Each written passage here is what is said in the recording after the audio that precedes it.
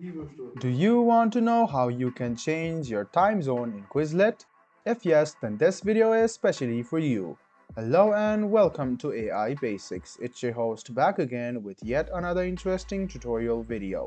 In this video, I'm going to teach you how you can change your time zone in Quizlet. Go ahead and open quizlet.com on your Chrome or Edge browser and then log into your account. Now, click on the profile option, which is this. Tap on it and click on Settings.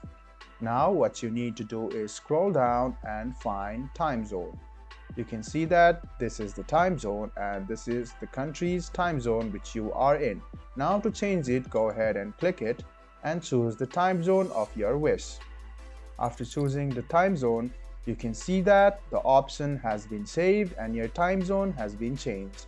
Let me show it to you once again, guys. Go ahead and click on your profile, go to Settings, scroll down until you find Time Zone, and go ahead and select the time zone of your wish or your choice.